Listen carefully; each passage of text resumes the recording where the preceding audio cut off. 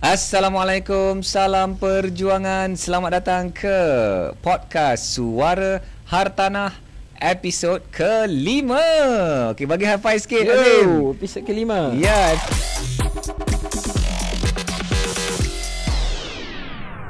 Kita dah merungkai banyak isu-isu Semasa yang panas. Okey, yang panas. Tapi hari ni pasti lagi panas dan kami dah susun 4 isu yang paling panas hari ini bagi mereka yang sudah mengikuti kami sekian lama, penonton dan pendengar.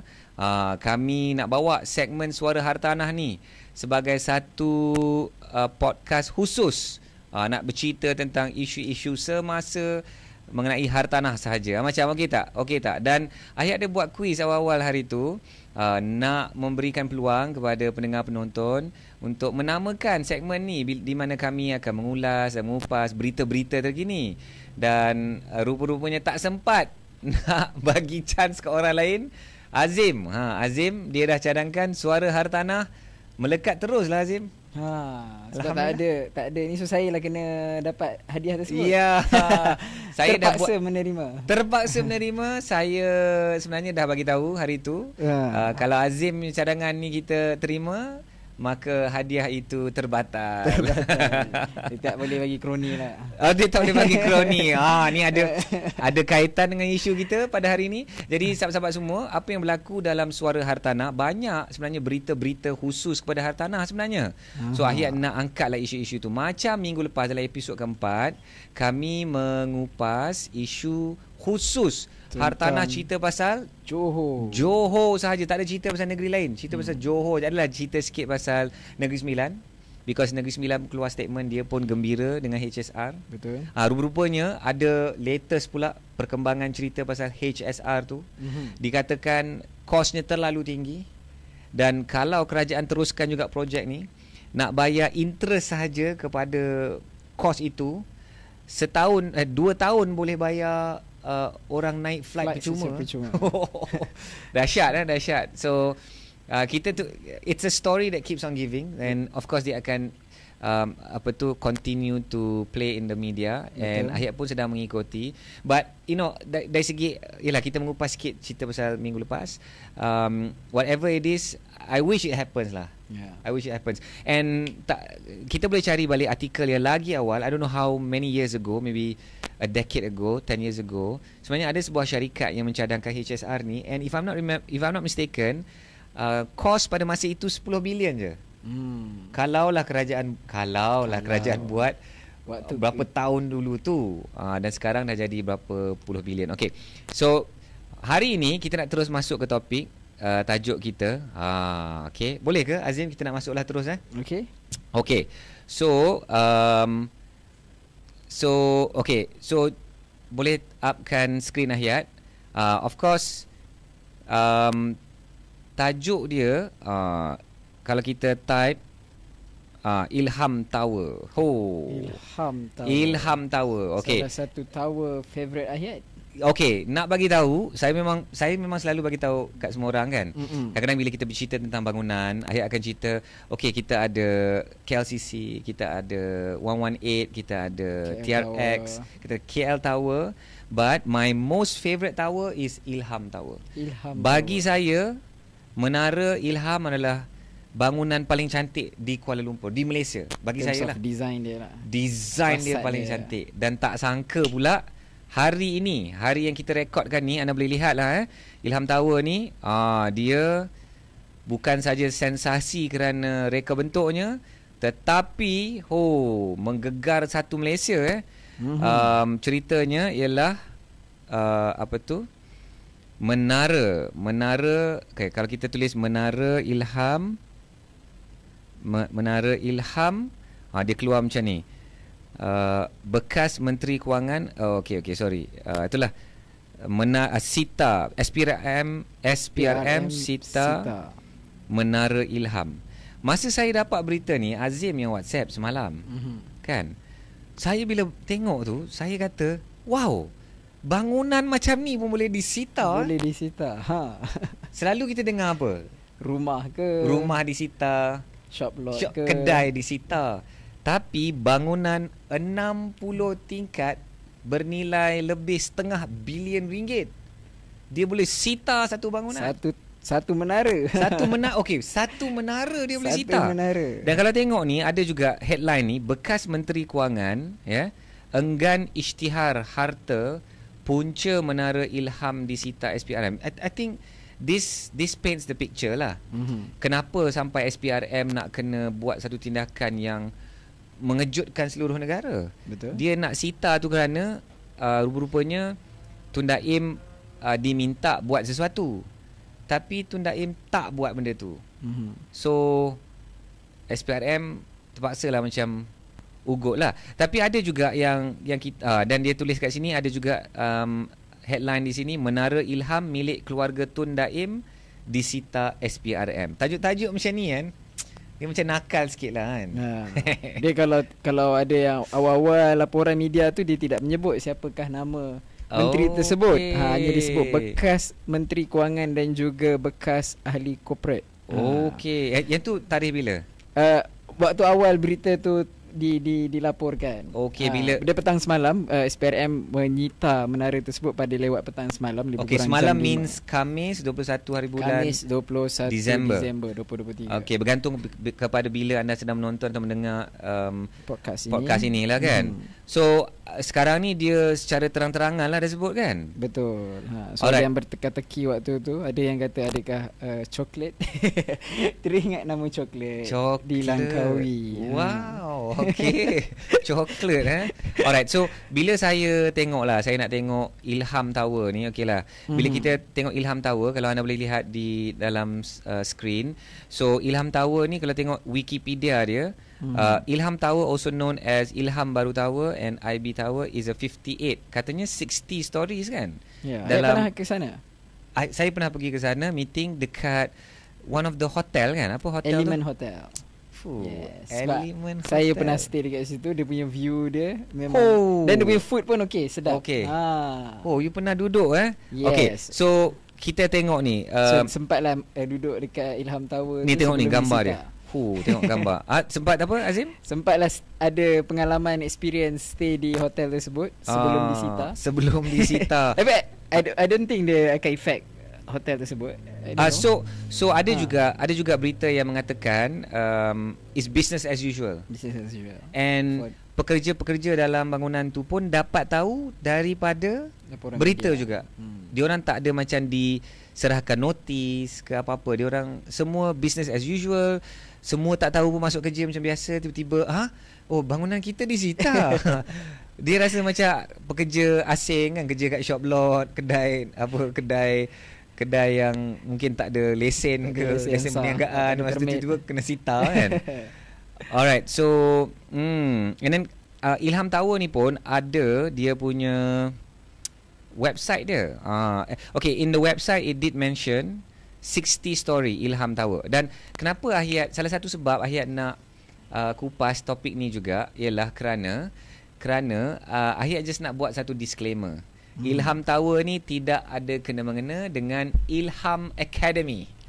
So Ahyat tidak ada sebarang saya pemilik Ilham Academy, tapi saya tidak ada kena-mengena dengan Ilham Tower. Dia, saya tak tahu. Satu statement yang perlu satu statement yang penting dan yang perlu diberikan penjelasan. Yes. Tak tahu siapa dulu. Saya rasa Ilham Tower dululah.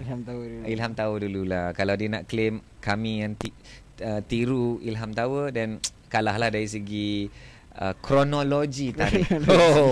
Kronologi tarikh. So apa sebenarnya cerita dia ni Azim? Kalau kita tengok MACC seizes Daim Menara Ilham ni, apa cerita dia sebenarnya ni? So kalau ikut laporan oleh Channel News Asia, Channel News Asia. Okay, saya buka yang Channel News Asia. Alright. Okay. So dia ada kaitan dalam siasatan oleh SPRM berkenaan dengan skandal ataupun berkenaan dengan transaksi pada tahun 1997 November. Iaitu tentang antara Renung Berhad dan juga UEM, United Engineers Malaysia Berhad. So ada transaksi yang bernilai 2.3 bilion ringgit Malaysia, yang mana transaksi itu didakwa adanya berlaku unsur-unsur pecah amanah ataupun rasuah. So itu antara salah satu prosedur lah oleh SPRM dalam siasatan. So Azim disita menara tersebut. 26 tahun punya cerita 26 tahun punya cerita. Yes. Dia boleh congkel balik Dahsyat lah Basically kalau kita cerita tentang Tun Daim ni pun dia of course macam dilaporkan oleh media, dia bekas Menteri Kewangan. Dan beliau memang walaupun dah tak aktif sebenarnya, kalau orang-orang yang minat mengikuti tentang perkembangan politik di Malaysia ni, dia antara orang kata yang berpengaruh dalam belakang tabir dalam politik ni. So dia orang kata mastermind buat percaturan siapa yang akan berkuasa dan sebagainya. So that's why dia sangat berpengaruh, bukan hanya dari segi orang kata dari segi bisnes, dari segi kewangan, tapi dari segi politically pun sehingga hari ini. So that's why kalau macam kita nak kaitkan dengan politik, kalau kita balik pasal isu dulu sebelum ni, waktu 2018 antara perjanjian untuk Tun Mahathir menyerahkan kuasa kepada Anwar dalam perjanjian yang sepatutnya, tapi benda tu tak berlaku pun adalah rumours dalam cakap-cakap politik ni. Tun Daim ada memainkan peranan dalam perkara tersebut. So kerana, itu to that extent.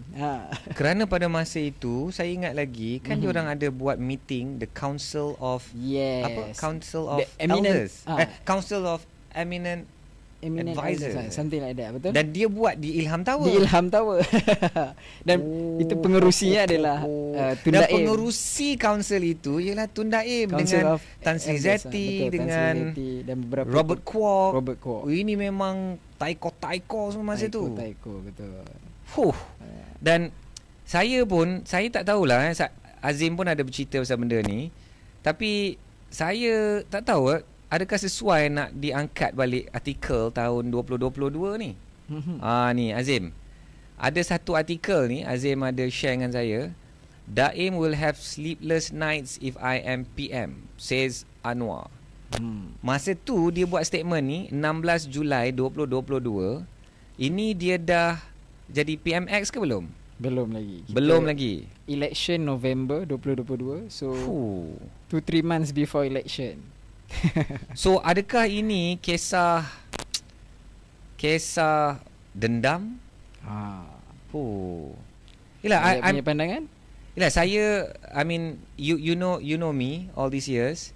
Saya memang tak dapat nak follow kisah politik ni because dia terlalu banyak dia punya plot twist dia, drama dia, saya tak boleh follow. Tapi one of the reason why I appreciate bersama dengan Azim ni, because Azim suka follow politik ni dan Azim sempat nak memahami satu kisah itu dari macam-macam pandangan dan of course kronologi tu. Okey, saya pula dari sudut pandangan hartanah ni yang memang setiap hari saya bercerita pasal hartanah je. Dan of course business lah kan. Tapi kalau dari segi pandangan lah macam contoh masa sekolah dulu saya ada bergaduh dengan seorang mamat ni. Sebab AWAX. Sebab AWAX. Okey, contoh sebab AWAX dan simpan dendam tu 26 tahun kemudian dia tak lepas lagi dendam tu. Kita pergi gaduh lagi. Dia rasa macam tu lah. I'm so sorry. I don't know what's the real story here. But dia nampak macam tu lah. And imagine, ini bukan cerita gaduh pasal AWAX. Ini sampai masuk penjara berapa tahun? 20 kalau Anwar 20 lebih tahun I don't remember exactly. Almost 20s ya. I mean decades long kan. It's something very very maybe painful and luka-luka yang mungkin masih berdarah kan. Tapi kalau tengok dekat dalam artikel tu dia bagi tahu lah benda tu is nothing personal. Cuma dia nothing kata personal, okay. Nothing personal. Of course, dia ada politician punya ni. Nothing personal. Dan dia pun kat sini ada cerita pasal Pandora Papers lah. Pandora Papers. Itu point yang penting juga sebab antara kenapa SPRM menyiasat semula kes yang ayat kata tadi dah berapa, almost 30 years pada tahun 1997. So kenapa SPRM siasat semula disebabkan oleh Pandora Papers lah yang melaporkan beberapa bilion ringgit Malaysia yang dibawa lari ataupun dibawa keluar daripada Malaysia secara tidak sah, secara salah di sisi undang-undang. So jadi sebab itu antara reason kenapa SPRM menyiasat dalam isu inilah. For me mungkin ada personal, orang kata personal vendetta antara kedua-dua tokoh ini, antara dua-dua figura ini. Tetapi of course dia kalau benar macam pasal renung dengan UEM ni, of course melibatkan dana negara. So for me is kalau SPRM menjalankan siasatan itu dengan telus, so itu akan memberikan keadilan for me, for Tun Daim sendiri, untuk membuktikan bahawa tidak ada berlaku penyelewengan pada tahun 1997 tersebut. So dapat menghentikan spekulasi bahawa waktu dia jadi Menteri Kewangan dulu adanya penyelewengan dan sebagainya. Tapi itulah dia, kalau ikut apa yang berlaku setiap kali tukar kerajaan ni, antara senjata yang paling mengerikan ialah SPRM lah. SPRM. Ui. So that's why mungkin sebab itu juga kita punya bakal yang di Pertuan Agong itu memberi cadangan supaya SPRM diletakkan di bawah baginda. Okay. So kalau Ahiyat punya opinion, itulah okay, sebagai rakyat bila kita dengar, I mean he has some point. It sounds like it's a good point supaya dia berkecuali, dia neutral, tidak dijadikan sebagai alat politik. Tak dijadikan alat politik, betul. But I don't know dari segi constitution, dari segi undang-undang. Yang tu ada tanya beberapa peguam yang kenalan, dia bagi tahu dari segi perlembagaan konstitusional dia silent on that thing. Maksudnya tidak spesifik. Dan kita, of course kita Malaysia ni kita guna Westminster punya constitution, kita menggunakan perlembagaan British. So kalau dekat macam UK, di England, badan-badan seperti SPRM ini diletakkan di bawah parlimen. Maksudnya dia lapor kepada parlimen. So contoh kalau kita nak lantik ketua SPRM, so instead of direct Perdana Menteri yang appoint, of course kita kata dengan diperkenan oleh Yang di-Pertuan Agong, tapi dicadangkan oleh Perdana Menteri. So that's why yang kita punya bakal Yang di-Pertuan Agong kata dia tak nak jadi puppet punya raja. So bukannya rubber stamp, just setuju je apa Perdana Menteri bagi cadangan, dia setuju je, rubber stamp. Tapi dalam UK dia kena bawa kepada parlimen. So kena discuss. Both opposition and government discuss adakah diorang setuju nak lantik sekian untuk jadi ketua SPRM contohnya. Tapi dekat Malaysia masih lagi belum sampai tahap itu, masih lagi di bawah Jabatan Perdana Menteri. So that's why itu yang antara orang kata institutional reform yang digesa, dibuat supaya at least dibawa ke parlimen lah untuk badan-badan seperti SPRM. I think it's ialah kisah-kisah macam ni dalam Suara Hartanah bila kita bangkitkan, ialah dia berbunyi political, tetapi it's a interesting lesson lah dari segi hartanah juga. Bangunan itu boleh digunakan untuk disita, dia boleh disita. Dan kita pula belajar sesuatu tentang bangunan ini. Nampak tu? Boleh tunjuk biasanya macam mana kalau kita as normal, orang kata rakyat marhain ni, so macam mana apa yang situasi akan menyebabkan harta kita tu disita? Oh, that is a very good question. Kalau macam rumah kita, kalau tak bayar cukai kan? Tak bayar cukai. So memang boleh disita lah. So itu antara dan kita pun belajar sesuatu kan. Kalau you tidak menurut arahan SPRM dan apa-apa aset, tapi bila kita tengok balik aset ni, kalau tengok ni siapa pemilik dia, aset ni dikatakan ada tak ni okey. Ni okey. Kan pemilik bangunan ni ialah Ilham Baru Sdn Bhd. Ilham Baru Sdn Bhd. Bukan Ilham Academy Sdn Bhd please So Ilham Academy bukan subsidiary? Tidak. Okay, Ilham Baru Sdn Bhd is controlled by Naimah Abdul Khalid and her two sons. I mean this is all open secret. I'm not open secret. It's open knowledge on the internet. If you just search, it's in Wikipedia kot.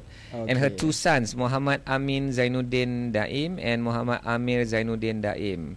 They are respectively the wife and sons of Malaysian former Finance Minister Daim Zainuddin. In fact, bangunan ni pun tidak dimiliki oleh Daim. Syarikat yang memilikinya ialah dimiliki oleh isteri.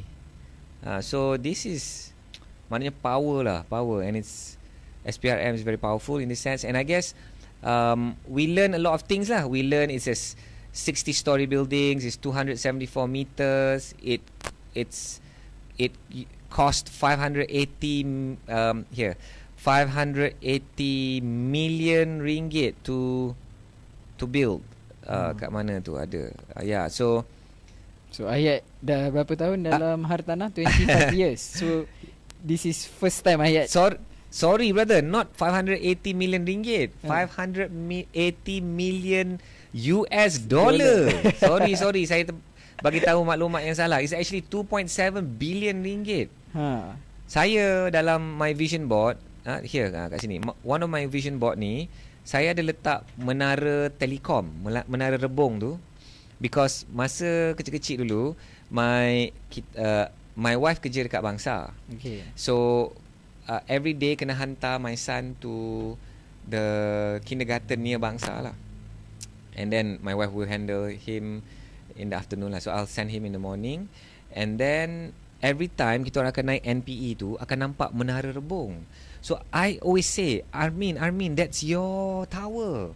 One day you're gonna own a building like this. Kan kita nak bagi dia semangat, inspirasi. And that's what Sultan Bapa Muhammad Al-Fatih pun macam tu dia didik anak dia.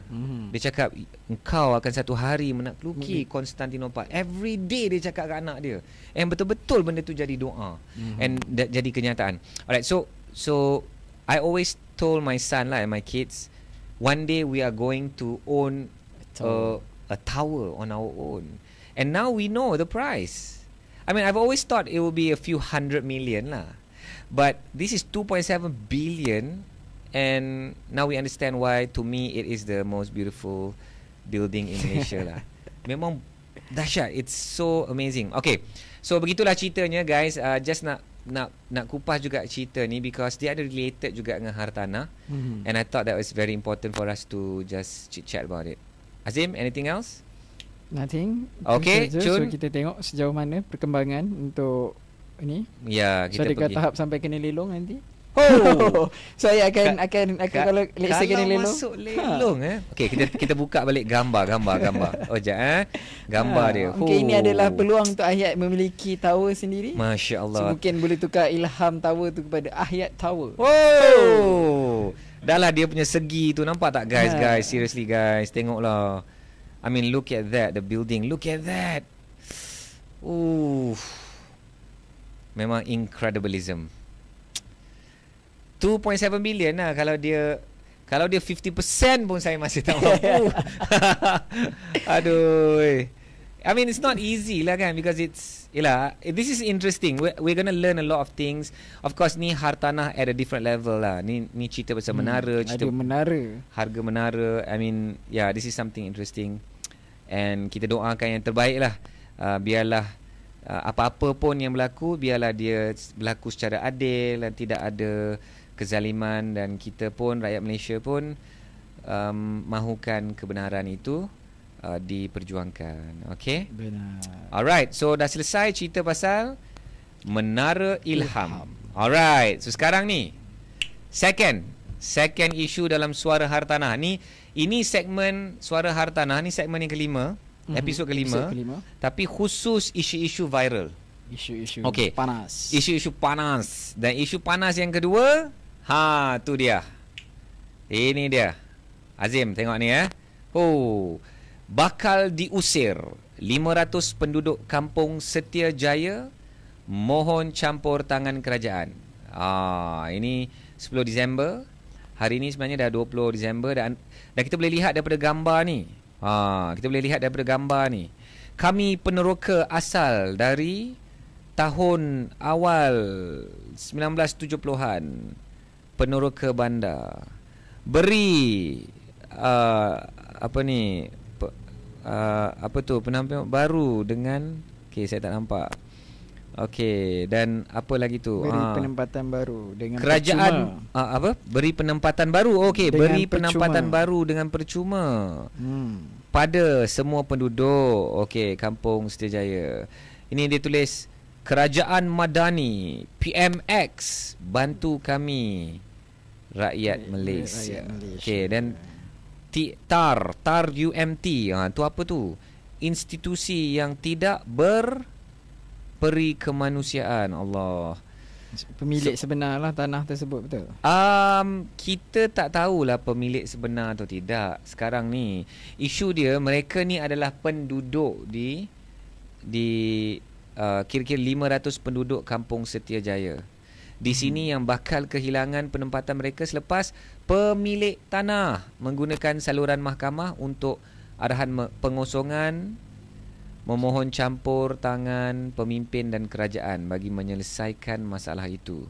So bayangkan mereka kabarnya penduduk Kampung Setiajaya ni kejap. Setiajaya mereka ni dah menjadi generasi keempat. Kat mana dia tulis tu Generasi keempat. Ni dia tulis ni Dalam pada itu Muhammad Syafiq turut mempersoalkan tindakan pemilik tanah yang merupakan sebuah institusi pendidikan tinggi apabila mengusir penduduk yang telah berada di kawasan itu masuk ke generasi keempat. So yes, mereka penduduk di tanah itu, mereka generasi keempat. Azim bayangkan, kita punya mak, kita punya nenek atuk nenek punya moyang. Maknanya kita punya moyang yang dulu duduk kat situ, meneroka tanah tersebut. Meneroka tanah di situ, dan dapat tahu ada satu notis untuk mengusir. And cara di daripada artikel ini, dia kabarkan macam ni tau Azim. Sebulan yang sebelum tu, was it sebulan jap.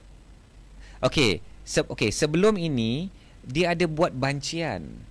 So tak tahulah, maknanya pemilik tanah ada buat bancian, because mungkin dia nak tahulah exactly berapa orang kat situ. So pemilik tanah, kalau kita lihat dalam laporan media ni, adalah College Tunku Abdul Rahman. Ini laporan media oleh Harakah Daily. So keputusan Mahkamah Tinggi Kuala Lumpur yang memberikan pemilikan Kampung Setiajaya kepada College Tunku Abdul Rahman atau KETAR. So pemilik kalau dari segi mahkamah punya keputusan, pemiliknya adalah College Tunku Abdul Rahman. Ya. So benda ni dia jadi satu benda yang tak tahu kalau ikutkan perasaan Ahyat lah, dia rasa macam benda yang bergolak. Bergolak kan. Immediately bila kita ada WhatsApp group, kita berkongsi dengan geng-geng hartanah kan, especially sahabat-sahabat saya yang kita seperjuangan dalam komuniti pejuang hartanah. So kita ada satu WhatsApp group, ada lebih kurang 20 orang, kepakaran masing-masing. Dan dalam WhatsApp group tu, kita kan ada 3 orang peguam hartanah. Datuk Nazri, Pemarisa dengan Cikgu Reds.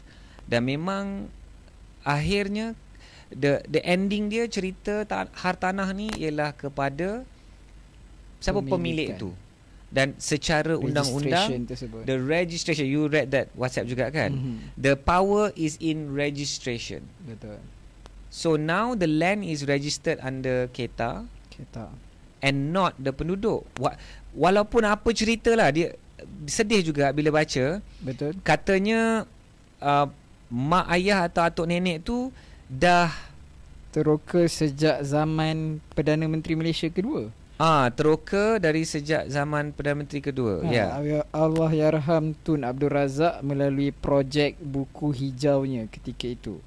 Di mana ada juga katanya adalah ni yang saya petik daripada laporan oleh Harakah Daily. Dia kata antara projek buku hijau ni apa dia adalah oleh cetusan idea oleh Tunku Abdul Rahman pada waktu ketika itu untuk mengimbangi komposisi penduduk di bandar Kuala Lumpur. Sewaktu tu mungkin ramai kaum Cina yang tinggal di bandar. Jadi untuk orang kata nak bawa keseimbangan jumlah penduduk, especially di kalangan kaum Melayu, orang Melayu, so that's why diteroka kawasan tersebut melalui projek buku hijau untuk menggalakkan orang Melayu berhijrah tinggal di bandar di Kuala Lumpur. Cuma itulah of course dari segi technical part ni mungkin tak ada, dari segi pemilikan tu, status pemilikan tu tidak diberi geran tersebut. So immediately I'm thinking tak ada ke geran tanah untuk peneroka asal ni kalau betul ada program buku hijau di bandar tu. Okay, I'm thinking like that. Okay, atau adakah berlakunya pemindahan pemilikan dalam one of the generation? Betul. Atau memang tak pernah pun berlaku penyerahan geran itu daripada awal, dan tahun-tahun kemudian tu datangnya pemilik baru dan dia pun tidak menghalau pada ketika itu sebab belum ada apa-apa perancangan pembangunan, because belum ada perancangan, dan dikabarkan ada perancangan kan. So banyak sekarang lah baru ada perancangan, so that's why dia, so banyak tanda tanya. Tetapi at the end of the day, itulah yang sahabat-sahabat peguam kita dah sebut. At the end of the day is the power is in the registration. Betul. So tanah tu memang dah dimiliki oleh Ketar. Alright, so ni sementara itu, okay, Kam tunjukkan. Sementara itu seorang pesara tentera, which is consistent dengan cerita buku hijau tu, because digalakkan pesara tentera untuk meneroka tanah tu kan. Okay. So sementara itu seorang pesara tentera berkata, Hanafiah Nordin 65 berkata penduduk sebelum ini pernah membuat permohonan geran kepada pejabat tanah, namun permohonan itu ditolak. So benda ni kita pun membayangkan, adakah dia ditolak kerana memang mereka ini bukan pemilik tanah? Of course, if you are not the landowner, of course you mohon macam mana pun memang akan ditolak because you are not the landowner. Or they could have been the landowner tapi there's some technical issues kan. Aduh. So kat sinilah yang I guess kan cerita pasal bancian tu. Hanafiah berkata penduduk sebelum ini diberi 2 tawaran membabitkan sagu hati RM30,000, namun ditolak penduduk. Dan diberi pilihan kalau ada saya baca sama ada terima pampasan RM30,000 tersebut, ataupun diberi pilihan untuk membeli rumah yang bernilai contohnya RM300,000. So daripada RM300,000 akan tolak rebate RM30,000. So hanya perlu bayar dengan nilai harga RM270,000. Of course lah diorang tak terima kan. Diorang tak terima dan dengan alasan katanya tak ada mana nak cari rumah harga RM300,000 di sekitar kawasan bandar Kuala Lumpur. Itulah. Of course bila kita memikirkan benda ni berjadi kat mereka, yalah kita pun nak berfikir, kita pun terpaksa so tajuk ini dia memaksa kita belajar tentang undang-undang. Betul. Now ayat ada satu kata-kata dulu, it's in English. Everything in property revolves around law. Memang game hartanah ni, gelanggang hartanah ni, dia memang kita kena kuasai undang-undang. Cakap pasal tu, mungkin ayat boleh, kalau ayat don't mind, boleh share secara terbuka di podcast ni. Ayat punya experience. Saya ingat bila law ni, ayat punya experience pernah terkena. Ayat kata one of hartanah yang bila ayat lalu je tu akan menyeksa. Mungkin secara simple lah. So itu maksudnya nak share dengan kita punya pendengar kita. Tentang betapa law dan hartanah ini memang satu benda yang berkait rapat. So you tak boleh simply macam aku dah sign so this is aku punya rumah. Betul. Actually kisah ni saya tak pernah share dekat dalam mana-mana Facebook live ke Ayat Isak Show secara public, melainkan dalam public, kelas. tapi dalam kelas because kelas tu student. So basically saya memang belajar tentang undang-undang hartanah ni cara yang sangat pahit. Sangat painful tu apa bahasa dalam bahasa Melayu Sangat menyayat hati. Menyayat hati. So okay lah, cut story short, saya tidak dapat mematuhi satu syarat dalam SMP. Perjanjian jual beli itu, Sales and Purchase Agreement, which dalam klausa SMP ni kita mesti complete the purchase, complete the transaction within 3 months. Kalau tak selesai dalam 3 months, dia ada tambah 1 bulan dengan denda 10%, if I'm not mistaken. Okay, so 3 plus 1 month. Dan ketika itu saya tak dapat buktikan yang tempoh yang saya nak selesaikan tu masih di dalam tempoh 3 plus 1 month. Okay, just that's basically the story and the basis of my saya kalah lah. Okay, so bila saya ni pembeli, saya tak dapat selesaikan dalam tempoh yang ditetapkan, maka deposit yang saya dah bayar sebelum tu 10% burn lah. Burn. Pemilik asal dia boleh simpan 60,000 tu, dan dia adalah mungkin kena share dengan agent. Kalau agent dia tetap dah buat kerja, so dia kena share dengan agent. But it was very painful, Azim. Rumah dia masih dia punya, dan dia dapat duit raya atas angin je. Atas angin, atas kesilapan. Dan saya ingat lagi perbualan saya dengan lelaki itu. Beliau adalah seorang dari Kelantan, Chinese from Kelantan. Dia ni bukan perkauman, it's just memang dia pemiliknya ialah Chinese, dan dia Chinese Kelantan. Saya kata kat dia, I will fly there with my lawyer, and we will prove to you that we are still in the timeline. Dia cakap, no, you don't have to talk to me. You ask your lawyer to talk to my lawyer. This is lawyer punya hal. Kenapa you call? Because I dapat nombor tu, I desak juga, I dapat nombor dia. And then dia tak tahu ayat ni pejuang hartanah. Dia masa tu baru-baru nak up lah kan. And then saya ingat lagi dia cakap apa tau, let this be your lesson, young man. Ingat ayat tu. Saya bercakap tu dah meremang bulu roma ni. Saya menangis-nangis, Azim. I remember the parking spot, B2 in that shopping mall, below the property. And every day I have to lalu that property. Every day. Until now. Yes.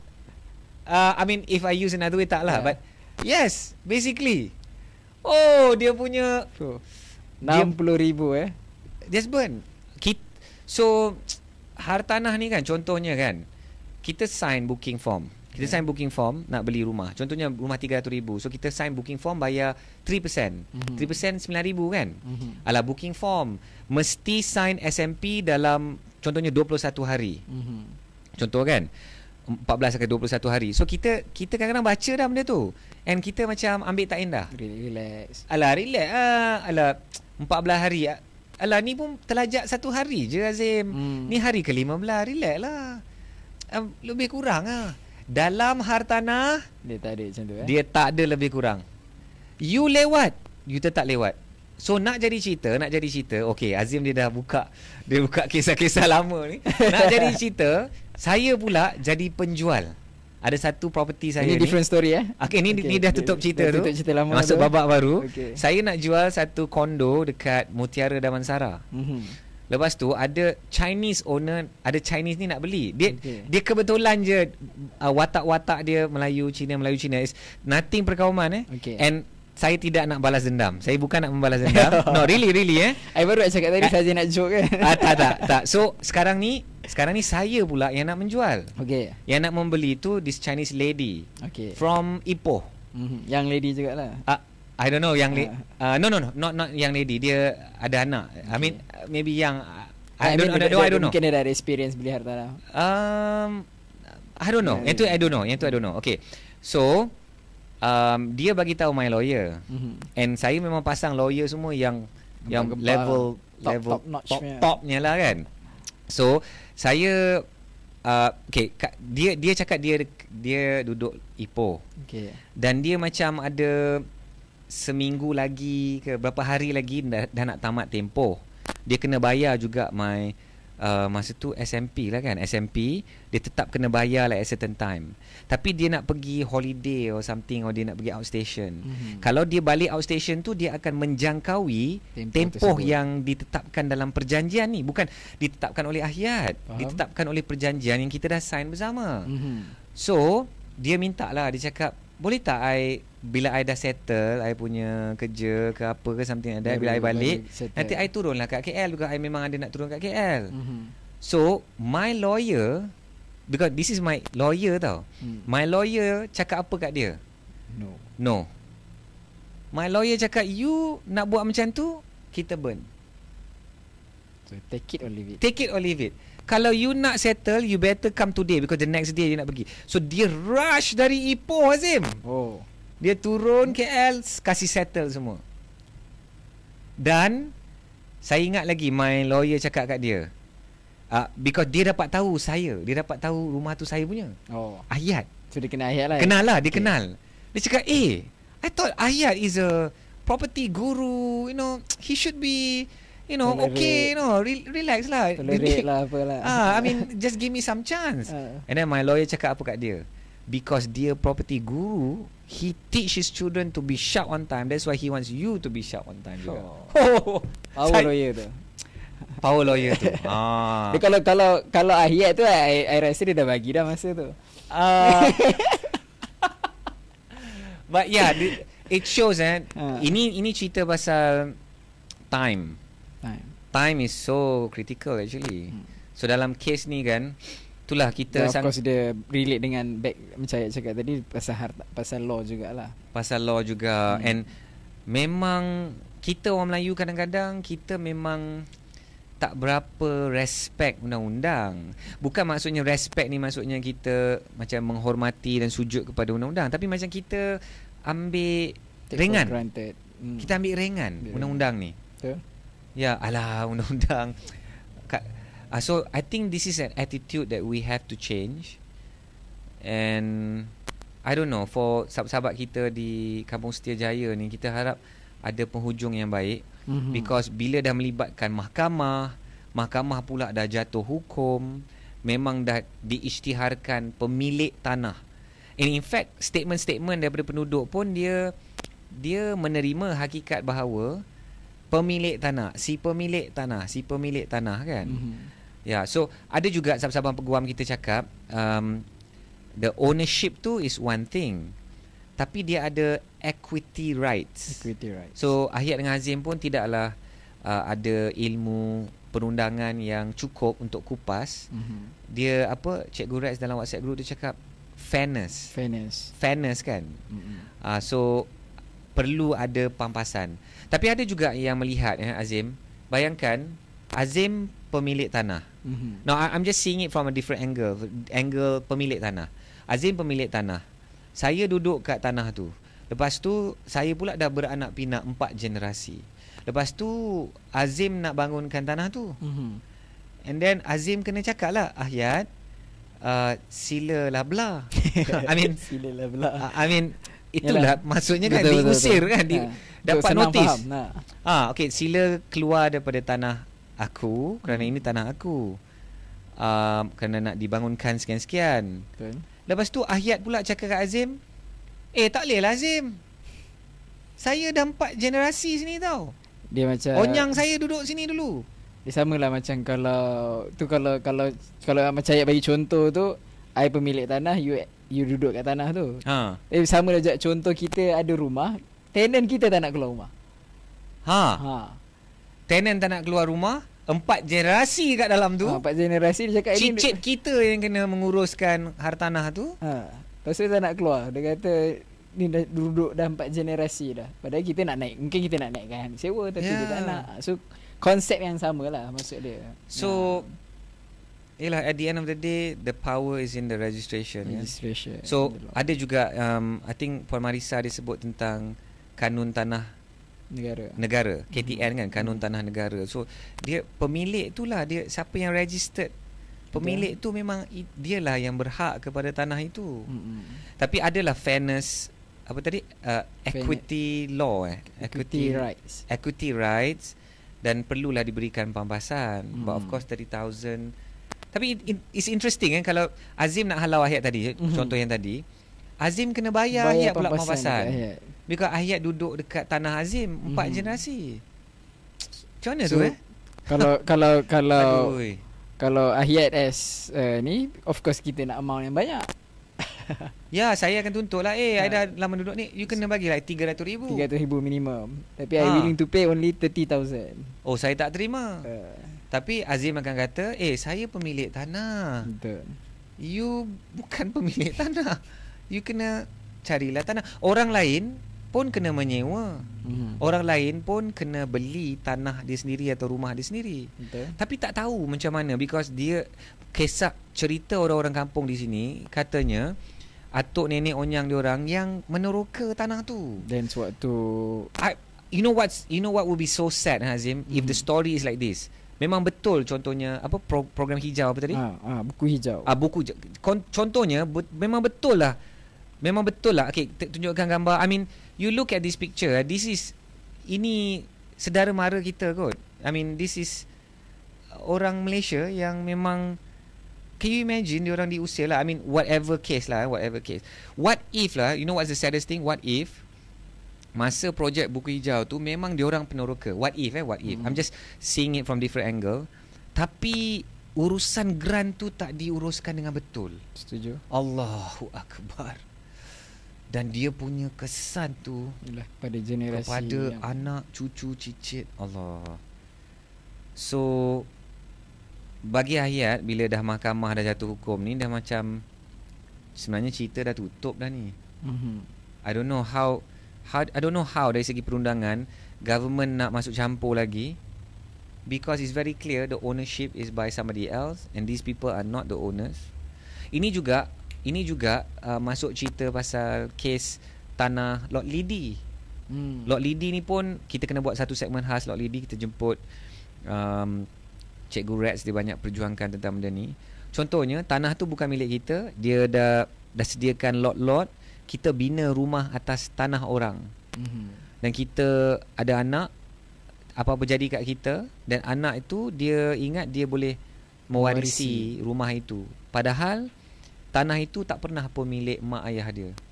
Dan macam-macam janjilah akan dipecah lotnya, akan pecah grant lah. So lot Lidi ni pun satu isu yang besar. Betul. At the end of the day, the power is in the registration. So kita doakanlah Allah ringankan beban dan kurniakan jalan keluar bagi seluruh rakyat penduduk kampung Setiajaya. Dan kita juga mendoakan agar undang-undang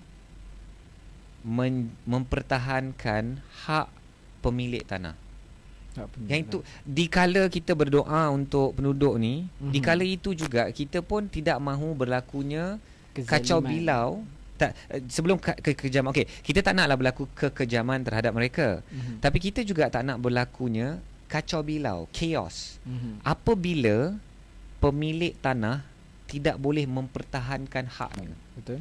That's why ownership of property is sangat penting untuk keamanan negara. If I am the registered owner, I have the rights on my land. Dan benda tu perlu dipertahankan oleh sistem perundangan negara. Setuju. Kalau tidak, kita memang akan ada mayhem. Everybody can go to anybody's land and claim that their hand. And they claim that it's theirs. It's not something that we want also, kan. So kita doakanlah kisah ni akan selesai dengan baiknya. Yes, dan dapat orang kata cari win-win situation lah. Win-win situation. Mana memberikan keadilan bukan sahaja pada peneroka ni, pada penduduk kampung Setiajaya, tetapi of course saya kata kepada pemilik tanah tersebut. For this case is College Tunku Abdul Rahman. Yeah. Thank you Azim. Alright. Okay, so kita ada dua lagi isu yang kita nak bawa, dan kita nak take a quick break. Okay. Dan selepas itu kita akan masuk dengan kisah hartanah 1.3 juta dilelong 300,000. Wow. Ho. So berapa persen? Berapa persen tu? Berpuluh-puluh persen, 70% di bawah harga tertingginya. Dan kita akan kupas itu dan banyak lagi selepas ini. Okey,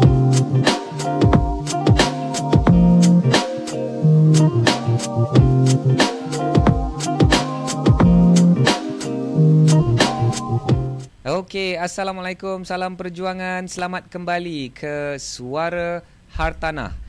Podcast Suara Hartanah episod ke-5. Kami sedang mengulas isu-isu yang sedang tular. Isu pertama cerita tentang Ilham Tower, Menara Ilham yang disita. Isu kedua ni kita cerita tentang penduduk Kampung Setiajaya yang bakal diusir 500 orang. Dan isu ketiga ni kita nak bawa masuk terus ni.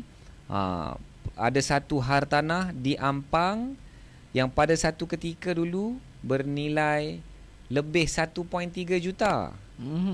Dan sekarang ini dilelong serendah 336,000. Wow. Okey, Azim. Bila Azim dengar tajuk macam tu macam mana tu, Azim? Dia why? What happened? What happened? Kenapa Why? dilelong sebegitu murah? Adakah macam kita kupas topik sebelum ni tentang rumah hantu? Oh, yes. Itu faktornya? Adakah ataupun lokasi tu yang menyebabkan, walaupun tak ada kejadian dibunuh kat situ tapi lokasinya berhantu? I don't know, kita tak tahu apa cerita dia. Betul.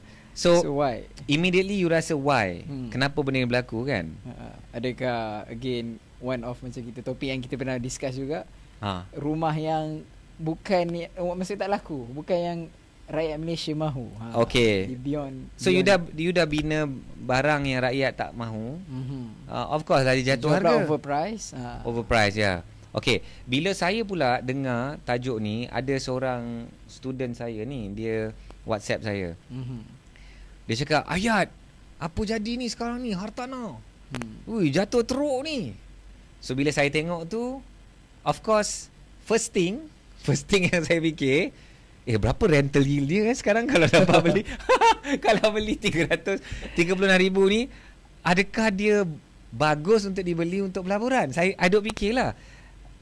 I mean, opportunity, peluang. Peluang. Saya pernah cakap macam ni kan dulu. At a certain price, any property is a good deal. Dan setiap krisis tu adalah peluang. Dan setiap krisis, thank you. Weji. Ada bahaya. Saya belajar pada ayat.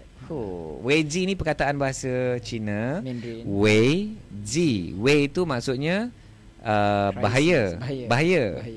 Ji tu maksudnya peluang. Tapi sebenarnya perkataan peluang tu bermaksud jihui. Jihui ni peluang. Tapi ji ni macam satu moment in time yang you can turn into good or it can be bad. So G ni is that way G, bahaya dan peluang lah, basically peluang. So dalam krisis dia ada bahaya. So tugas pertama ialah jaga diri, keluarga dan tim yang kita pimpin daripada bahaya. Setelah kita dah jaga diri daripada bahaya, barulah kita boleh menyerang untuk merebut peluang-peluang yang ada. Dan itu pun kena pastikan peluang tu adalah peluang yang betul. So dalam kes ini, Ayat lihat, is this satu peluang? So sebenarnya posting ni, benda ni tular. Tak silap saya dia dah sampai jadi, dia yang tular tu TikTok kan, TikTok video. So yang ditular ni ada seorang Facebook account ni, Facebook owner ni, Muhammad Ishak. Dia tulis SPA owner lama, RM 1.3 juta plus.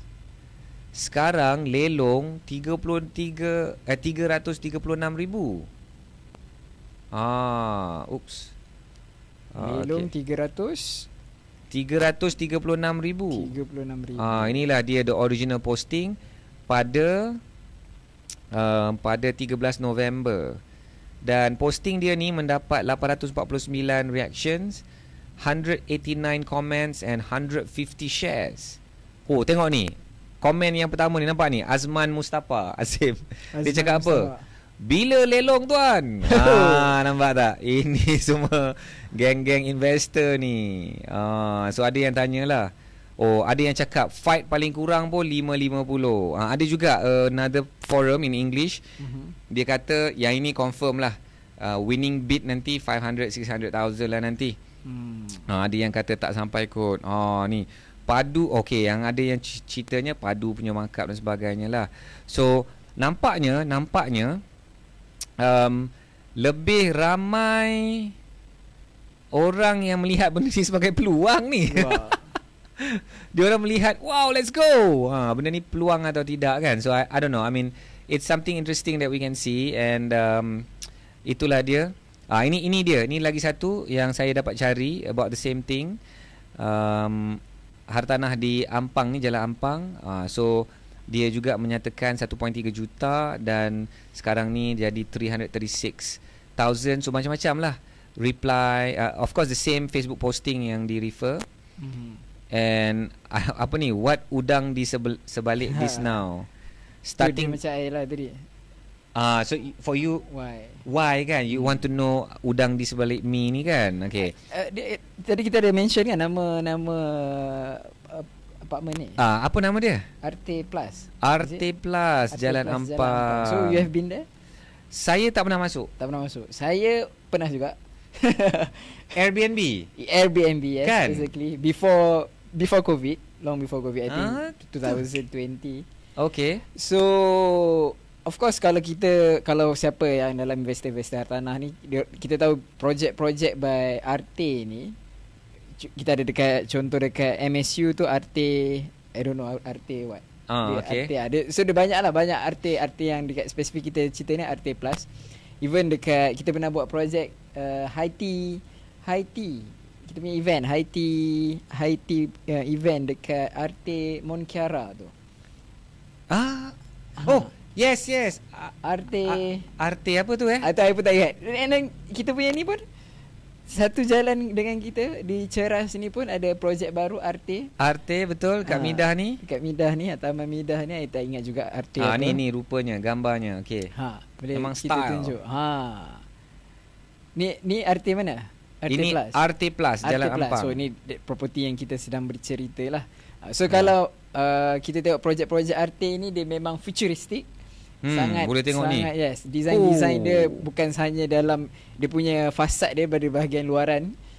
So tapi dia punya interior design pun sama. So my experience bila saya ke Arte Plus ni waktu Airbnb tu, dari segi luar tu memang kita kagum lah, kita amazing tengok benda tu. Okay. Cuma bila dah masuk dalam, dari segi facilities dia tu, dari segi in terms of maintenance tu, for me agak mengecewakan.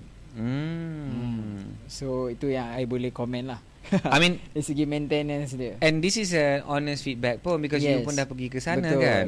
And then kalau kita boleh ni balik throwback juga, kalau pernah ada viral video di TikTok yang share by foreigner, dia stay dekat situ Airbnb tu, ada jentik-jentik dekat swimming pool.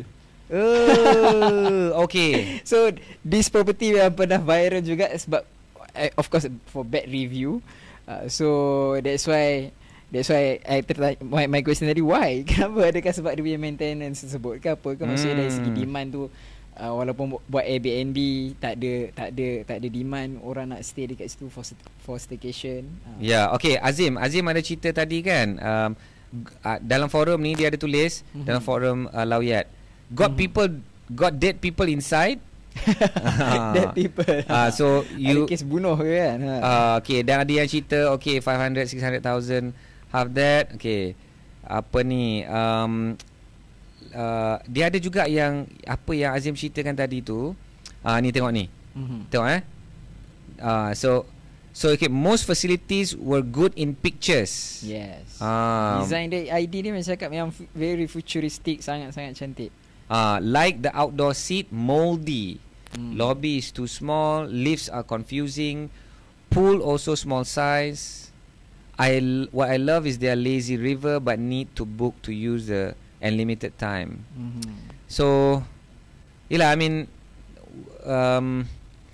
maknanya SMP ni pun satu hal. Dia mungkin 1.3 million lah, betul. Tapi I don't know if I read somewhere, dia ni ada GRR. Dia janjikan pulangan kepada sewa tu. Guarantee rental.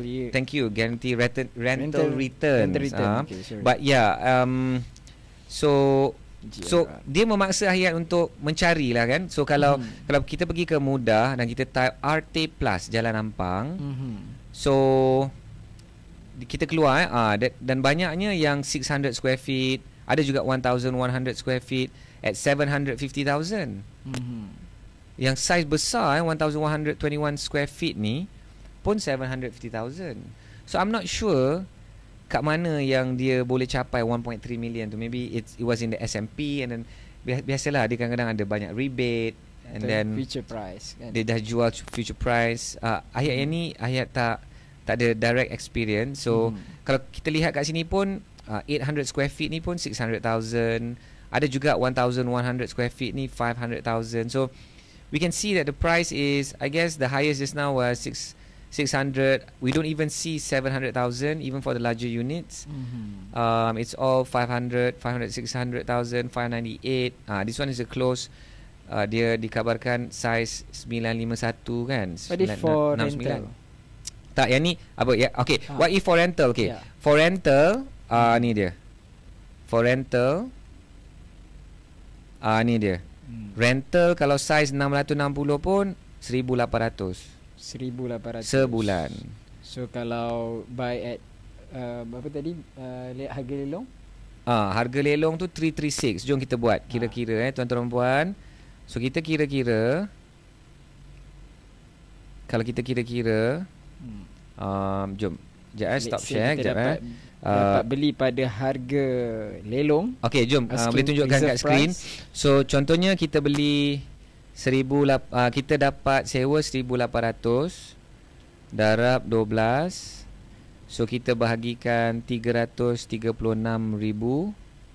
dan kita darab balik 100 untuk dapatkan percentage dia. And this is 6.4%. 6.4%. Which is okay, which is acceptable now. I mean, if you get 6%, 7% for a condo right now, of course this is because benda ni dah jatuh sangat. 336,000 ni kita pun, ayat pun sedang mencari maklumat adakah unit ni pada ketika itu dah memang ada orang beli. So kita pun tak dapat berita daripada itu kan. Okay, stop share sekejap. So 6 point again, how much is it? 6.42%. It's something interesting kan? So dan selalu bagi kita punya rental yield ni apa buat pendengar-pendengar. Oh, okay. Podcast kita. So kita punya benchmark adalah kita compare dengan return ataupun dividen. Okay. Dari segi contohnya ASB. Dan semalam pun baru ASB punya dividen declare untuk tahun berapa? 2023 5.25%. Okay. I bring this out. ASB so 5.25% untuk tahun 2023. Dan kali ni dia bonus tu untuk keseluruhan juga kiraan dia. Alhamdulillah. So total campur bonus is 5.25. 5.25 dan dia untuk bonus itu dikira secara penuh. Alright, so share kat sini. PNB declares income distribution of 5.25 cents for ASB. So 4.25 is per unit and the bonus is 1 cent for all the units kan? Yes. Wow, bayangkan 9.3 bilion ringgit akan masuk ke dalam akaun ASB seluruh rakyat Malaysia yang seramai 10 juta orang pendeposit ya. Dia panggil pemegang unit kan, unit holders. So this is good. Thank you for saying highlighting this. So bila kita tengok hartanah tu, kan kita tengok skrin balik. So hartanah di Arte ni kalau kita beli dan boleh disewakan 1,800, kita akan dapat 6.4% rental yield, but this is gross. Tak tolak lagi kos-kos, tak tolak lagi. So dekat US contohnya, bila diorang bercerita tentang rental yield, they are talking about net rental yield. So tolak kos tu, tolak installment. So berapa sangatlah tinggal. Tolak kos-kos bulanan, maintenance sebagainya. I don't know, maybe it's like 1% ke. It could be even around that 1 or 2% kan. So kat situlah yang kita kena tengok. Boleh tengokkan slide ni. Kita boleh buat kiraan property value at 336,000. Down payment 10%. Okay, principal macam kelas advance dah ni. Best Ni dah macam kelas. Okay, katakan interest at 4.5%, years at 30 years. Okay, let's say you can push it up to 35 years, and bulanan 1,431. 1401, sewa 1,008. So 1,008, and then maybe the rental maintenance fee, let's say what, if it's kalau 30 cents per square feet, kalau 30 cents and it's 1,000 square feet, so maybe like 300 ringgit. 300. Katakanlah, so it's going to be total of 1,431 plus 300, jadi 1,700. 31 tolak sewa 1,800. So alhamdulillah. RM100. So untung dia ialah RM68 87 sen. Yang ni yang ada satu influencer tu dekat dekat TikTok, dia cakap kalau kau setakat untung RM100 buat sewa hartanah, baik kau jual karipap je. Ilah. Tak ada pening kepala nak adapt tenant. At least bagi orang makan. Best je kan. Jual karipap pun lagi untung. But of course the game for hartanah is at least is paid by the tenant, and then you can get the capital appreciation at the end of the day, within 10, 20, 30 years tu. That's the final goal lah kan. Betul. Yeah, so saya pun dalam kes ni, saya pun nak tengok ni. Okay, so saya nak tengok ni data tentang RT Plus ni. Dia siap tahun 2018. Dia siap tahun 2018. Ada 1,000 unit, banyak juga unit tu. And the price range pun is from 276 to 1.1 million. So I don't know where that 1.3 plus million tu is based on apa yang kita dapat cari kat dalam internet. Tapi saya yakin dan percayalah the original person yang post tu mungkin dapat lihat SMP yang sebenar, dan mungkin dalam SMP tu menunjukkan sekian harga yang diberikan, rebate dan diskaun lah kan. So we don't know what's the real story here. Okay, so that's research on propertyguru.com. And then saya pergi kat bricks.my. Bricks.my nak tengok transaksi yang sebenar. So bila kita zoom kat sini, boleh lihat ada berlakunya 5 transaksi pada tahun 2022. Tak tahu adakah ini dah update atau memang tak ada transaksi pada tahun 2023. Dan kita boleh lihat kat sini, most of it is it's a various range lah, 500 square feet, 1,000 square feet, 528 square feet, 800 and 700 square feet. So kat sini kita boleh lihat range dia from 400, lowest of 464,000 to the high of 700,000, 800,000. Yeah. Yes. So kalau kita lihat dari segi graf, mari kita lihat graf. So dia seolah-olah ada kenaikan, tapi ini pun tak adil because size-size yang berbeza-beza, Azim. So of course size yang besar dia akan fetch a higher price lah. So kalau kita nak tengok pun, kita tengok dekat PSF. Okay, PSF. Okay, PSF. So kita boleh lihat kat sini okay, so kalau kita tutup KL dengan Ampang, so RT Plus ni dia, it ranges from 600 PSF to the peak of 900 PSF, maybe for a smaller unit. That was somewhere in February 2022, and then now it's stabilizing at what's that? 800 PSF. Still expensive, close to, it's pushing 800 and trying to get to 900 and 1000 PSF kan. Jalan Ampang tu, bukan KLCC, bukan maybe Pavilion, bukan the hardcore Bukit Bintang, and it's already at 800 kan. So this is something interesting lah. Satu lagi juga yang saya tengok, nak tengok lah results ni dekat lelong ni. Saya pergi tengok lelongtips.com. So nak tengok lah, and rupa-rupanya ada je lagi yang nak di auction. So berapa? Tapi auction dia tidaklah seganas yang kongsikan, yang viral tu. So yang ni 530,000, auction date for 1,000 square feet. So ni lebih kurang kita punya yang kita sebut ni. Tapi yang kita sebut ni 336,000, ni 530,000. So kita masih menunggu tarikh auction. Yang ni bulan lepas 30 November tidak ada pembida, dan ini pun dah pembida ke-8, bidaan ke-8. Dan 8 kali lelong masih tak ada orang beli. At what price? 343,000. 343,000. Ha. So usually apa kalau buat pendengar kita yang mungkin tak biasa dengan lelong ni. So kalau to what extent dia akan lelong sampai kali keberapa ni, dah kali ke-8 tak ada pembida. Dia macam ni, dia akhirnya dia kena tetap lelong kerana bank tidak mahu menyimpan hartanah. Dan adakah boleh below than that price? Bila dah Nampaknya kali ke-8 masih tak ada for that price, tak ada. Because apa yang selalunya berlaku, bila dilelongkan semula, dia akan dilelongkan pada 10% bawah harga lelongan yang terdahulu. So if you push this another 10% below for the 9th auction, dia akan jadi tolak 34,000, dia akan jadi 34,000, 309,000. 309. Lagi rendah daripada yang kita viral. tengah cerita ni, yang viral tu. And kalau dia masuk auction ke-10, dia dah pecah 300,000. So below than 300k. So yang tu satu peluang.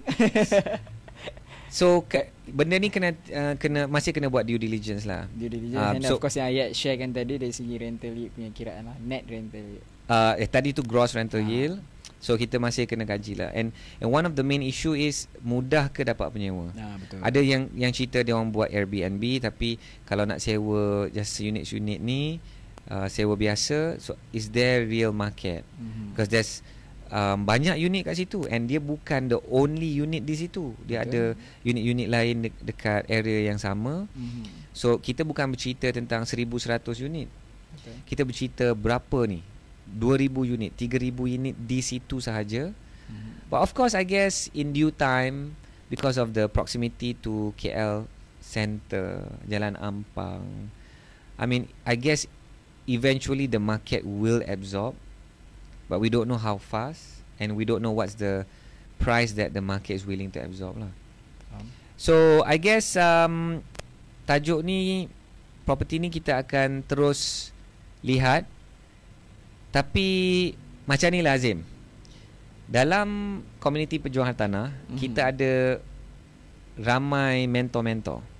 Dan mentor untuk lelong ialah, kita ada mentor untuk lelong lah, mentor untuk lelong Dan sahabat saya ni, dia belum pernah lagi lah kongsikan benda ni, listing ni kepada saya atau kepada anak-anak murid. So that definitely says something lah. Bukan, I don't want to be the one who says it, but basically kita nak tengok lah. I don't know, kalau dah jadi 190,000 tu boleh lah, macam mengarut sangat lah. Dah macam dah nak sama harga dengan apartmen Azim yang tak jauh daripada situ. Kalau dah sampai that price, mungkin kita boleh lah pertimbangkan. Boleh pertimbangkan. Dan pada masa itu, ingat orang lain pun nak duduk diam je. Contohnya lah, okay, RT Plus kecoh orang duk viral. Bro Azim, RT Plus dah 190,000. Weh, jom kita masuk. Masuk 20 orang pun nak masuk. Habis goreng, big goreng. Tak tahu sampai berapa lah dia goreng. Betul. Sampai hangit. So dah dapat balik harga tadi. and boleh tengok lagi ni 437,000. Ni 21 semalam. Semalam no bidder. Tak ada pembida semalam 21 Disember. 437,775 square feet, lelongan keempat. Ni 372 pun ada. Wow, banyak unit yang dilelongkan di sini, tapi tidak ada pembeda lah. So one thing lah guys, okay, this is the reason why I want to kupas benda ni. Ialah, so ada orang cakap kat Ahyat, Ahyat, hartanah teruk lah sekarang, dah jatuh. Dulu 1.3, sekarang 3 itu pun 1.3 ni kita tahu the market value for this property pun maybe I don't know 600,000-700,000 je kalau tengok just kan. Based on the real transaction. Okay, tengok balik the real transaction tadi. Kalau tengok apa yang telah dibeli pada unit 1,069 square feet ni pada 11 hari bulan Ogos, bernilai 800,000. Okey lah, katakanlah max 800,000 sekalipun. So itulah the real market value. But yang share dekat Facebook hari tu, dia cakap pada satu ketika dulu pernah bernilai lebih 1.3 juta. So I guess it's not wrong for him to say that if he saw the S&P. So I have never seen the S&P. So the point that I want to make is, guys, kenapa bila hartanah jatuh macam ni kita rasa benda ni satu kejutan? So macam saham pun ada yang jatuh macam ni, jatuh teruk. Cryptocurrency daripada berpuluh-puluh ribu US dollar tu dia jatuh jadi belah-belah ribu pun berlaku juga. Emas pun ada jatuh juga, tapi dia macam dia tidaklah macam crash kan. Kan. So emas is like really strong right now, but of course emas ni game dia berbeza sikit lah. Nanti satu hari kita boleh jemput pakar emas. Kita kenal seorang Ratu Kilo. Boleh? Yeah, okay. So the point I want to make is, kenapa kita terkejut sangat benda ni jadi kat hartanah? Betul. The reality is hartanah pun boleh mengalami kejatuhan. Dia macam ni pembohongan paling besar dalam dunia hartanah ialah hartanah hanya naik dan confirm untung. Thank you. Hartanah confirm untung. Okay, tutup mata, pegang je apa-apa hartanah, aku untung. Beli je apa-apa. Selain hartanah, dia confirm untung. Inilah pembohongan paling besar. Nak kata pembohongan tu macam kasar lah juga. Inilah mitos. Myth paling besar. Dusta. Dia boleh cakap mitos ni dia macam okey lagi kan. Tapi bila cakap dusta ni dia, saya pun tak terrepeat kata kemunafikan. Oi, jangan Azim. Ramai geng-geng hartanah sedang menonton ni. Nanti dia target kita nanti ni. Allah. Kita pun geng hartanah juga. Kita sama geng lah. Kita cakap yang benar. Yes, betul. So hartanah ni ada yang baik, ada yang buruk. So I think this is a good example lah yang memaksa orang faham, hello, hartanah pun boleh jatuh harga. Hartanah ni bukan naik je. Hartanah ni bukan untung je. So, ada juga kisah-kisah ngeri macam ini. So even though I feel like 1.3 jatuh 300,000 tu is the numbers, I'm not sure because I didn't see the S&P yang 1.3 million tu, but it's really extreme lah kalau jatuh daripada 1.3 ke 300,000. And dia pun buat kita berfikir, pemaju hari tu jual future price. Betul. Jual so this is the game lah, guys. Inilah gelanggang hartanah. Kita tak payahlah nak rasa marah ke atau rasa terkejut ke. Memang inilah game dia. Boleh ada yang untung, boleh juga ada yang rugi. Okay, so selesai topik ketiga. Azim, hari ni kita dalam Suara Hartanah episod kelima. Kita nak bawa kisah-kisah viral je. So kisah apa yang menyebabkan kita boleh kategorikan satu cerita tu viral, Azim? Of course, kalau dalam dunia social media hari ni, bila banyak orang komen, banyak orang shares, so itulah yang dikatakan tular ataupun viral. Okay. So banyak tu apa maksud dia?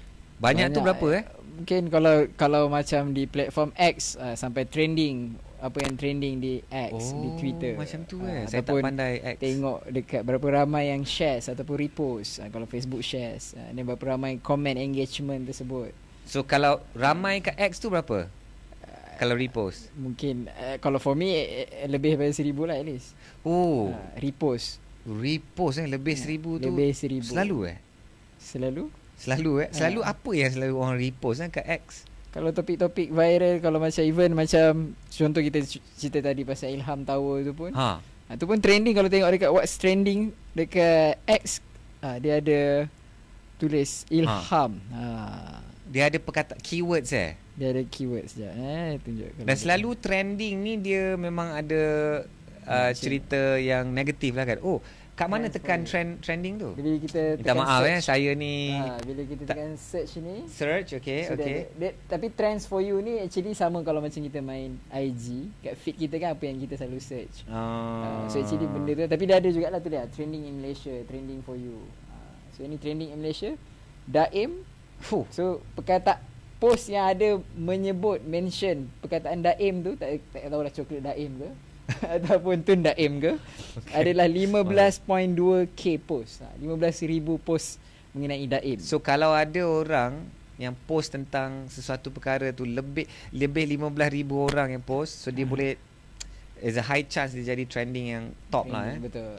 Hmm. That's trending. So Wow. kalau 15,000. share at least 1,000 lah, kalau dekat Twitter tu 1,000 ke atas. So it's interesting. So Ilham Tower tak trending, tapi Daim yang trending. Tapi kita pun tak tahu, mungkin Daim coklat dari Langkawi ya, tapi saya rasa taklah coklat tu.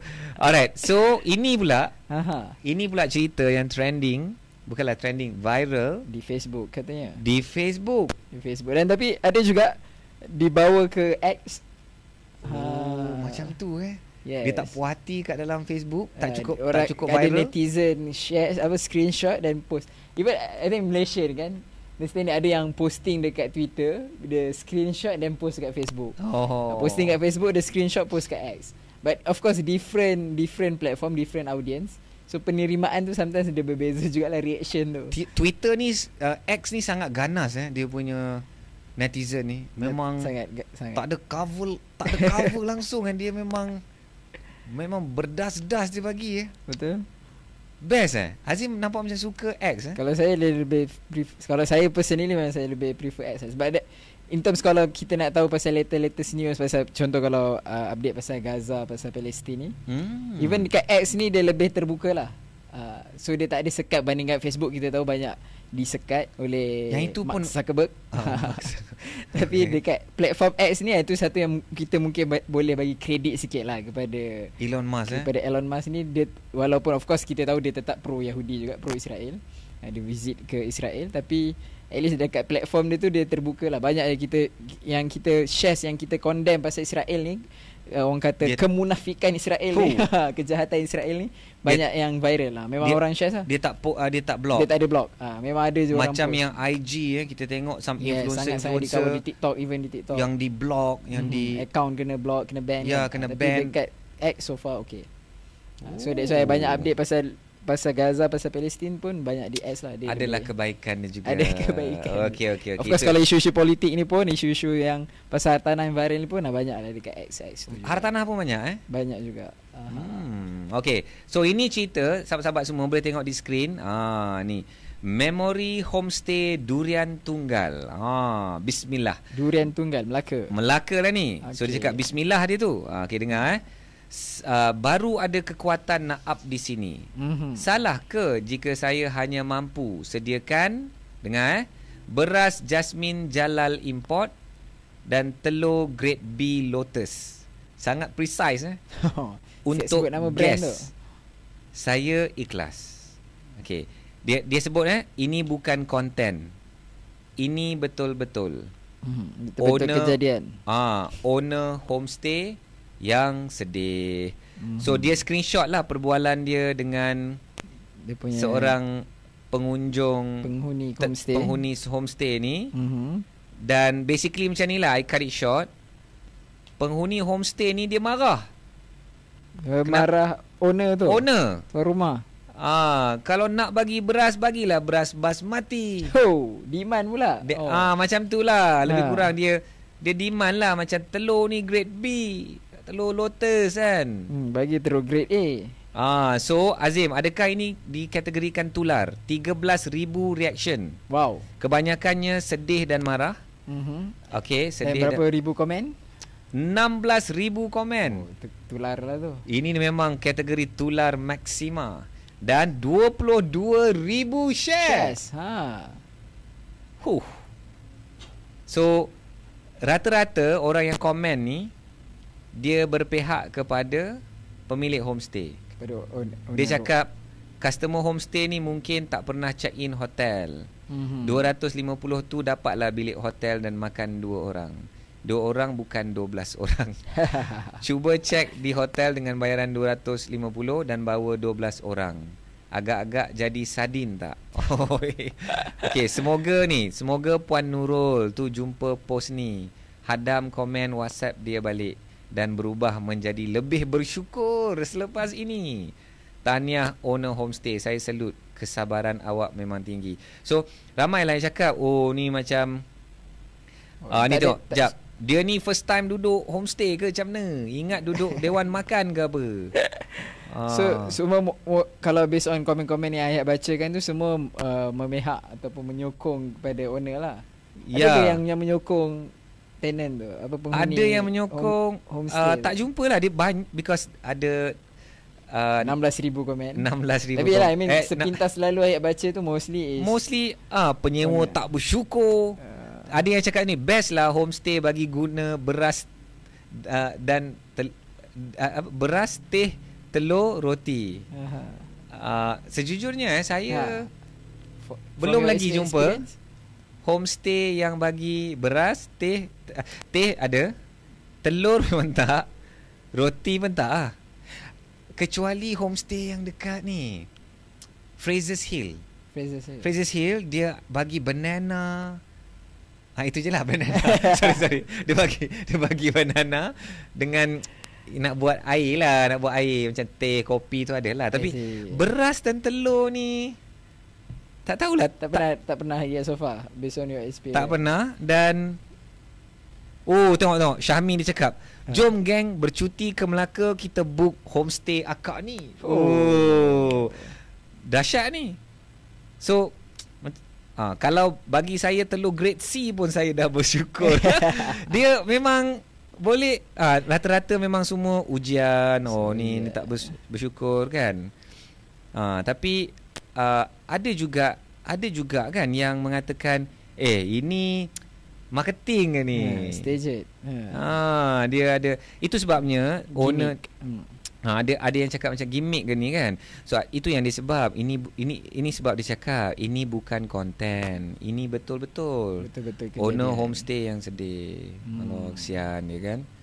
So ada juga orang yang buat viral marketing yang dah dirancang staged lah. Ada ke viral marketing yang famous dan memang owner dia mengaku aku sebenarnya acah-acah je? I think ada juga. Bukanlah spesifik pasal hartanah. I mean kalau yang video-video viral TikTok ke sebelum ni ada je sebenarnya. Bila di ni rupanya benda tu adalah lakonan semata-mata dirancang. In fact kan Tim, kita kan dapat tahu ada TikTokers yang selalu buat social experiment ni. Kita kan dapat berita daripada dia punya team yang sebenarnya benda tu pun diatur. So maksudnya contoh bagi hadiah kan, belikan iPhone ke apa. So I don't know yang bagi iPhone ni, tapi ada yang mengatakan dia memang minta kebenaran daripada shopping mall untuk buat rakaman. Tapi yang random orang tu mungkin ada yang tak random, dia memang dia dah dirancang.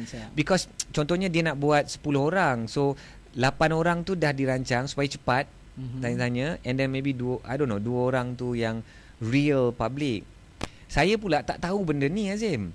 So masa kita buat social experiment yang berapa bulan lepas, saya memang tak ada rancang-rancangnya. Memang itu yang memang tersidai, buat malu. Alamak, semua orang lari. Saya rasa geng, kita ingat tak yang kita nak, yang kat laluan yang nak pergi ke kebab tu kan, yang dekat Bukit Bintang tu, daripada 10 orang 1 je yang nak melayan. Yang lain semua tak nak. Tak nak.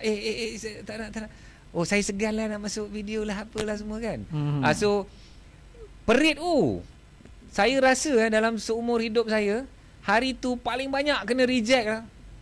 Saya pun dah biasa berniaga macam-macam tau, buat sale macam-macam, tapi bila buat social experiment kena reject, kita senyum je lah. So far kalau Ayat cerita pasal social experiment ni kan, of course biasa kalau kita content dekat TikTok ni, diorang bagi macam free gift. Macam tanya-tanya you nak apa, macam sometimes dia suruh teka. Teka, lepas tu nanti dia belanja lah, beli ke iPhone ke apa. So far yang I boleh kata genuine adalah ni Pin Yang. Siapa yang follow dia? Pin Yang. Dia ni memang famous. Dia adalah founder kepada KL Foodie. And ada beberapa juga. And ada satu video tu yang dia belikan Coach handbag. Ini baru ni dibelikan iPhone ada. Dan yang itu memang just random crowd yang kebetulan mak dia punya birthday ke apa ke kan. Yang itu memang dahsyat bro. Betul. Dapat coach handbag So kita nak buat macam mana? So kita nak buat social experiment. Masa saya buat social experiment ni, kisah benar memang ada follower saya. Nak bagi tahulah, saya yang tak banyak follower ni jumpa juga follower kat tengah-tengah jalan tu. Tapi memang sedih Azim. Ada satu tu 3 orang AWACS ni, saya jeling dia jeling saya. Saya jeling dia jeling saya. Dia dah risau dah because dia tengok macam kita nak buat social experiment. Saya selangkah ke depan, dia selangkah ke belakang. Macam pendekar bujang lapuk. Betul, serius. Lepas tu, diorang dah belikan kebab tu, diorang nak makan kat tepi lorong tu kan. So saya ingat cantik. Dia dah dapat makanan, dia tak boleh nak lari. So saya nak pergilah kejar diorang ni. 3 orang AWACS. Mana mungkin kita boleh lepaskan 3 orang AWACS comel. So bila saya dah dekat dengan diorang lari Azim. Diorang lari dengan makanan-makanan sekali. So kalau diorang dengar sekarang kita punya podcast ni, Allah, sedih. Saya rasa macam hina sangat ke saya ni. Because saya just nak bagi tahu, kalau you follower saya nak bagi RM50. diorang tolak rezeki sebenarnya. Dan ramai pun yang tak follower saya. Tapi saya cakap, you follow lah sekarang. So dia tekan follow, terus saya bagi terus RM50. Lepas tu dia unfollow, saya tak tahu. Tapi Allah. Tapi rupa-rupanya bila ramai sangat orang kat TikTok dia buat social experiment ni, rupa-rupanya ada juga yang menjadi lakonan dan dirancang. Betul. I guess it's okay lah kot, because kadang-kadang dia tanya soalan, and soalan tu pun maybe random kepada orang itu, tapi dah dirancang kawan-kawan to make the rakaman tu lebih mudah. To make content lah. So I agree juga, sebab benda tu as long as of course ada yang cakap benda tu menipu, sebab you bagi hadiah tu bukan bagi hadiah kat public, you bagi dekat you punya kenalan, dekat dia dirancang. Tapi at least content tu tak ada lah orang kata yang sensitif, yang menghina agama ke, menghina kaum ke. So for me okay. Kan? Betul? Dia marah tu kerana dia tak dapat hadiah tu. Alah, ini semua rancangan ni. Aku tak dapat iPhone ni. Aku tak suka dia. So back to our issue tadi. Okay. Sorry. Berkaitan dengan yang viral dengan homestay. So adalah, kalau katalah benda tu dirancang sekalipun, gimmick sekalipun, for me of course kita tengok on side, on another side. Kalau if let's say benda tu betul, benda tu memang betul, benda tu memang benar-benar kejadian, so for me tidak sepatutnya lah. Sebab macam Ayat pun cakap, so far you punya experience pun belum pernah ada lagi on a homestay yang menyediakan facility ataupun makanan sebegitu. In fact saya pun sama, paling tidak pun setakat kopi tu pun 3 in 1 lah. And then adalah kowe ke kuku ke.